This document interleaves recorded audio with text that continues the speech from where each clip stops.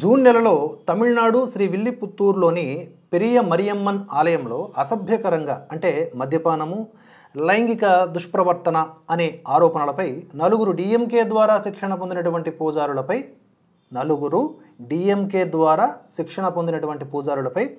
క్రమశిక్షణా చర్యలు తీసుకుంది తమిళనాడు ప్రభుత్వం. ఇప్పుడు చెప్పినటువంటి ఈ పూజారులు తమిళనాడు ప్రభుత్వం యొక్క అన్ని కులాల అర్చకులు అనే పథకం కింద నియమితులైనటువంటి వారు. హిందూ మున్నాని మరియు స్థానికుల ప్రకారం ప్రభుత్వ నిధులతో ప్రభుత్వం ఏర్పాటు చేసినటువంటి 1 సంవత్సరం పాటు క్రాష్ కోర్సు పూర్తి చేసిన తరువాత వీరిని ఇక్కడ పూజారులుగా నియమించారు. పెరియ మరియమ్మన్ ఆలయంలో ప్రతిష్టాపనకు ముందు జరుగుతున్నటువంటి ఆచారాల సమయంలో వీరు మద్యము సేవించి అసభ్యకరముగా నృత్యం చేస్తూ కనిపించారు.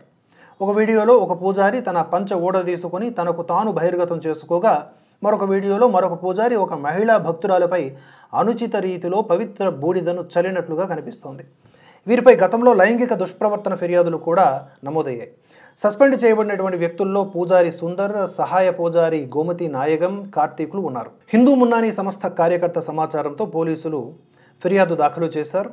వారు మద్యం సేవించి మహిళా భక్తులతో దురుసుగా ప్రవర్తన చేశారు. ఇది కేవలం దుష్ప్రవర్తన కాదు, ఇది ఆలయ పవిత్రతకు, సనాతన ధర్మానికి జరిగిన అవమానం అని యువరాజ్ చెప్పుకొచ్చారు. ఈ సంఘటనపై ఆలయ ట్రస్టీ చక్రయ్యమ్మాళ్కు సమాచారం అందించబడింది. ఆలయ ఎగ్జిక్యూటివ్ ఆఫీసర్ జ్యోతిలక్ష్మి పూజారులను తాత్కాలికంగా విధుల నుంచి తొలగించినట్లుగా, ఆలయ ప్రతిష్టాపన వేడుకల తరువాత మరింత కఠిన చర్యలు తీసుకుంటాము అని చెప్పడం జరిగింది. ఈ ఘటన ద్రవిడ మున్నేట్ర కగజం డిఎంకే ప్రభుత్వం దీని యొక్క ద్రవిడ మోడల్ ఆలయ సంస్కరణ విధానంపై విమర్శలను మళ్లీ రగిలించింది. కేవలం స్వల్ప శిక్షణ కార్యక్రమం తర్వాత పూజారుల నియామకం శతాబ్దాల నాటి ఆగమ సంప్రదాయాలను మరియు ఆలయ పవిత్రతను దెబ్బతీస్తుందని మొదటి నుంచి విమర్శకులు వాదిస్తూ ఉన్నారు. 2006లో ప్రారంభించి 2021లో సీఎం ఎంకే స్టాలిన్ ఆధ్వర్యంలో పునరుద్ధరింపబడిన అన్ని కులాల అర్చకుల పథకం ఆలయాలలో సామాజిక సమ్మిళనాన్ని లక్ష్యంగా చేసుకుంది.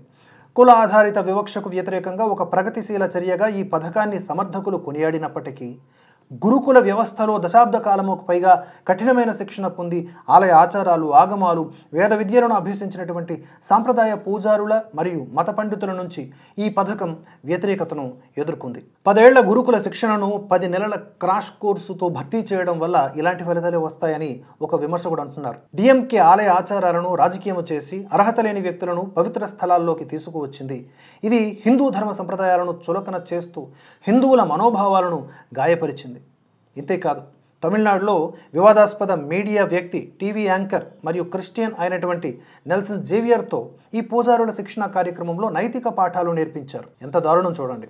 అతను పూజారుల శిక్షణ కేంద్రంలో వారికి తరగతులు నిర్వహించాడని, ఇది హిందూ పూజారుల భావజాలాన్ని మార్చే కుట్ర అని హిందూ మున్నాని సంస్థ ఆరోపించింది.